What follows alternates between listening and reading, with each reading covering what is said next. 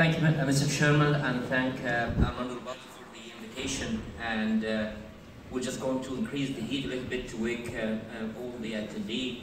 I can see that the landscape is changing, and even Janet Powell said that endovascular might be a good option. So let's see what's happening currently. And that's my disclosure, not affect any part of my talk today. Which patients are going to die from something else before they benefit from emergency AAA repair? What price the patient is willing to pay for the quality of life? In economic terms, how much is the healthcare system keen to invest for the optimal AAA treatment? We know that there's a lot of publication about the comparison of open surgery versus EVAR. Much more important that they found in both stable and unstable REVAR is associated with diminished 30-day morbidity and mortality. And then came the comparison between the UK and USA for the outcome of intervention. And they found that in hospital survival from rupture AAA intervention rate, REVAR rates are lower in England than the United States. And the turn-down rate in the UK is 67%. The lowest mortality for rupture AAA was seen in large teaching hospitals with REVAR first strategy in the USA. And then again, we start looking at the timing. And as you could look at the timing of presentation for the VAR versus the timing of the presentation for open surgery repair, definitely radiologists do not operate after 8 o'clock in the evening in the UK. And this is a major concern for the trial. Moreover, the effective weekend admission of the outcome is another problem. Definitely, there wasn't enough consultant experience to deal with the problem. They found that weekend admission for rupture aortic aneurysm associated with an increased mortality compared with admission on a weekday. And then they start looking at in a more and more way to look at the meta-analysis of 60,000 patients revealed substantial survival benefit of REVAR compared with open surgery repair for rupture AAA. Not 1,000 patients, 60,000. And the difference in mortality and risk factor, they found that early mortality benefit after REVAR persists over the mid-term, which is 5 years. Now let's look at the rupture aneurysm trial, the importance of long-term outcome and meta-analysis in 1 year. Sick, high-risk rupture aneurysm patient has nobody from any intervention. Put a morphine pump and let them die, who've been in a nursing home for a long time. Don't try to do the impossible. They will die anyhow. In spite of that, the new guidelines insisting of you have to try to save them. And REVAR should be used more widely, not because you can put a graft in. You see whether the patient is going to have a quality of life or not. And this is what we look at. We go back to the improve, and we have the primary investigator, which is Professor Powell sitting in the room. So patient randomized out of working hours had worse outcome. That's for the improved trial. However, this is what Frank tried to show us, and exactly I put it in one slide, 30-day mortality. And this is what I tell all my trainees how to assess the improved trial. It's 24% for EVAR versus 38% for open surgery repair, and it's very strongly statistically significant. So if you offer an open repair for any rupture, it's a criminal act. So improved trial conclusion is misleading, as more than half of the patients randomized to end strategy didn't actually undergo treatment by REVAR. They went on for an open repair. It's a pragmatic trial aimed to evaluate a work process, not a treatment modality. It is not a direct comparison of REVAR versus open surgical repair, and we have to understand that clearly. Length mean treatment time of 180 minutes for REVAR, as well as high misdiagnosis rate. There is patient didn't have even an aneurysm, have been included in the trial, cast a shadow of the doubt of operator experience. A consultant vascular surgeon and registrar, a consultant radiologist and registrar for EVAR, and 2 consultant surgeons with 2 registrars for open repair. This is not the standard practice of rupture AAA management any place. The improved trial exposed several flaws in the way that vascular units are run in the UK, most notably the lack of unification between vascular and a radiologist specialist. Specialist trained in open endovascular will alleviate the operational issue, which precluded patients suitable for EVAR being denied treatment and would further reduce the cost.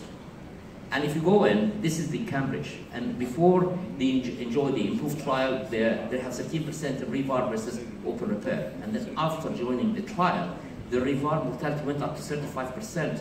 However, open surgical repair have increased also. So you can see that the improved algorithm braked Cambridge rupture services completely. So let's run through a very complex cases that cannot be managed with open repair. And this is a patient came in, had a right corneal artery aneurysm, and came with a rupture after that, and acute dissection that ended with an endovascular repair. And the whole idea here that you can't do these cases with open repair. You kill the patient on the table because she was on malignus. This patient, 70 years of age, new partner, cytic offers and circumcision under local anesthesia with severe pain, dissected his aorta and rupture. and he was on warfarin INR was 3.9. If you open him, he will die on the table. And the best thing for him is an endovascular repair. Moreover, as Frank usually say that covering both internal iliac without a problem, we have a very good experience with that. This patient will just go in and land in the external iliac, so common iliac aneurysm are not a contraindication for doing that, and that's follow-up almost about 5 years after the intervention. And we use the address technique very often to allow us to calibrate these cases. There's no limit to what you can do and achieve, and by putting a palmar stent and 4 or 5 lambda cruciate, you can do whatever you want in these complex cases.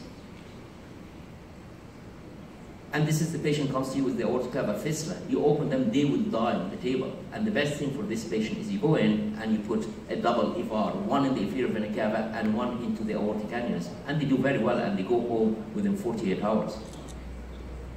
So this is our results to show you exactly what we had, and this is the rupture. And we have excluded every emergency, only pure rupture with free blood in the peritoneum.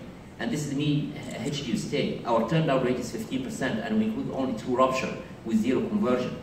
And this is the re-intervention rate, and as you can see that, in spite of what I've seen, that the follow-up and intervention cost was statistically significant in favor of REVAR. 3 years freedom from secondary intervention was 74% versus 90%, which wasn't statistically significant as aneurysm-related survival. And this is 3 years all-cause survival, and is totally exactly the same. So the median incremental cost effectiveness for EVAR was 23,000, which is well accepted in the way to go forward with any intervention. REVAR is comparable to open repair with no secondary intervention. Patient expires from non-aneurysmal causes but cardiovascular problem over the first 5 years and malignancy over the second 5 years.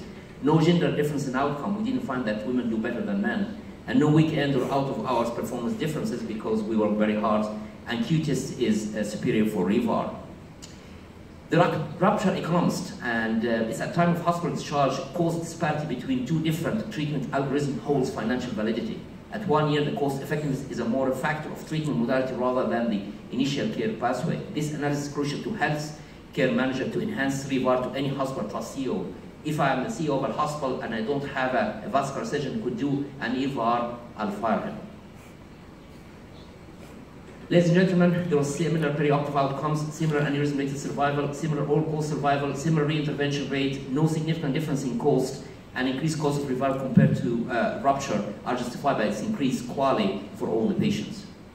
And as you can see that, we must be very clear what we're looking for. In a clinical setting where adequate resources, personnel, and surgical expertise are present, REVAR should be strongly considered for all patients.